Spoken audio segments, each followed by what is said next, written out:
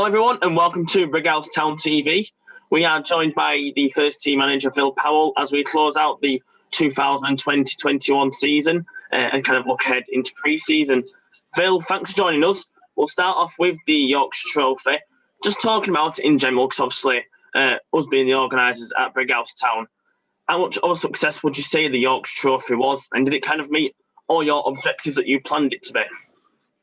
Yeah, I mean, obviously, it would have been nice to win it, clearly, but that wasn't the purpose of it. The purpose of it was to sort of get some meaningful football back in to stadiums, back at the Yorkshire Pavement Stadium, and it's done that. We've got some good figures, some good attendances across the teams that participated, and it was an enjoyable. It was an enjoyable tournament, so it definitely sort of met our requirements. Obviously, it would have been nicer to have it in its entirety, and as we planned it, with all 12 original teams involved. But that wasn't to be the case. We had to adapt, and unfortunately enough, we still managed to get something off the ground. So, from that perspective, it did exactly what we wanted it to do. It got fans back in the stadium, got the lads some football. And ended the season on a bit of a positive note, which it's been a damn squid of a season, let's be honest. So for us to end on a positive note, that's been brilliant for us. Yeah, definitely. I mean, after our sort of third place playoff game against Golka, going into the final game, you saw most of the lads stick around to watch that. There were more fans that came in to watch the game. I mean, that final buzz around the place was just brilliant, wasn't it? Yeah, it was. I mean, we had the early kick-off, so we did think, how would that impact, people wanting to get out of bed on a nice day and come and watch football. But it just showed the appetite was there, because we had a sort of decent, even from a third and a fourth place playoff in a friendly tournament. There were people that were willing to come and wanting to come and watch the game, which is just testament to sort of one, that the fan base both clubs have got.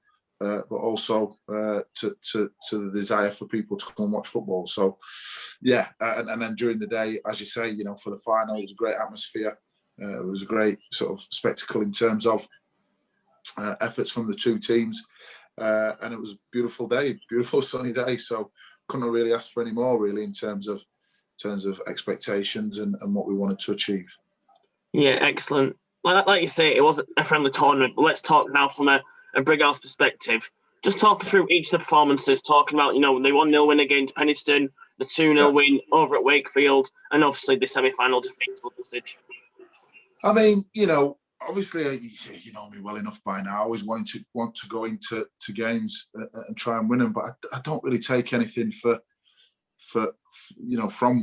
friendlies other than, or I don't try and take too much from friendlies other than what the purpose is, which is kind of the fitness and to try things and to work on things, knowing that we're not the finished article.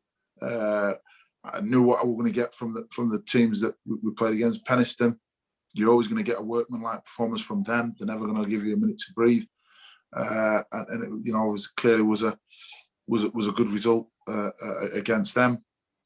You go into the Wakefield game, I don't think we played too well, to be honest. We tried obviously some different things, and again, it was just one of them where we got the result, but I don't think we were any pulled up any trees or were really fantastic. We were actually disappointed with the performance, to be honest. But again, taking it into context, it's an end of season friendly tournament. Then you come up against Liversidge, which were your local rivals. Obviously, they've just been promoted to their level, so they've got a point to prove. They're very ambitious with, lots of obviously signings. We've got a few of our ex-players.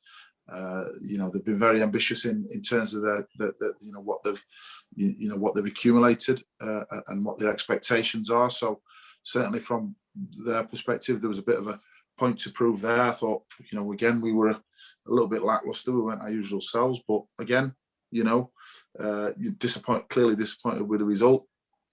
And then against Golka, I thought, we was a little bit men against boys in the first half, but we did obviously play a lot, as you know, a lot of youth in the squad in terms of we had 5 players from our under-16s and under-17s team. So really pleased with that performance, even though we didn't win the game. It was decided on penalty, but really pleased with that performance.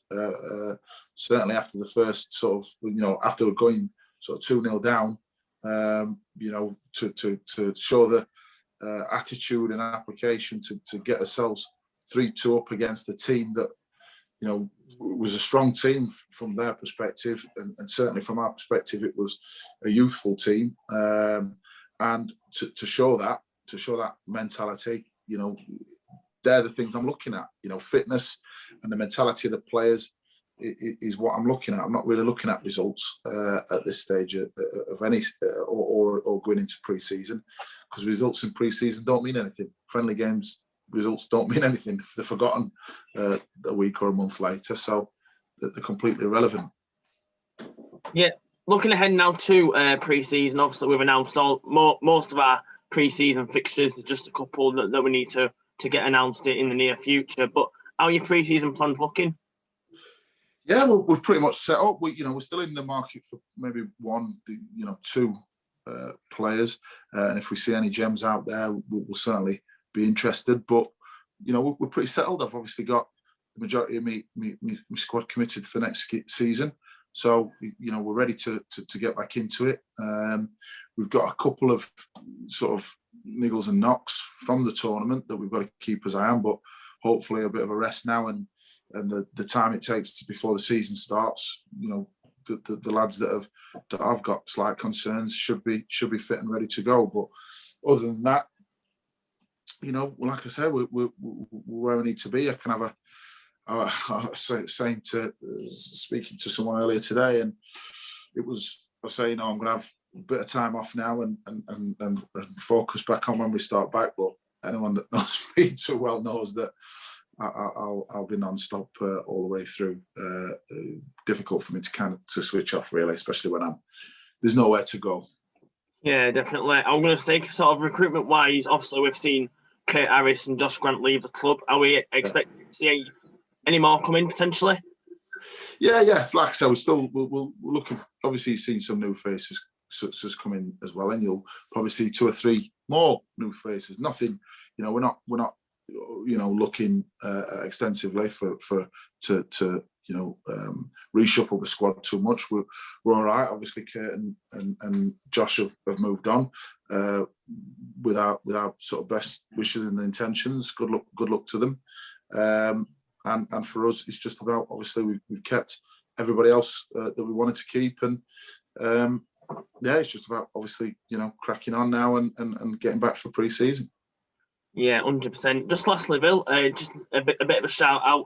Obviously, for those people who haven't seen the news yesterday, the Brighouse Town women's team have been promoted from Tier 4 to Tier 3 of the women's football pyramid. I mean, it's such a success for them and down to their hard work. How much does that put Brighouse Town, 1, on the map, but 2, how much does it show how much Rob and the ladies have put in over the sort of last 3-4 seasons?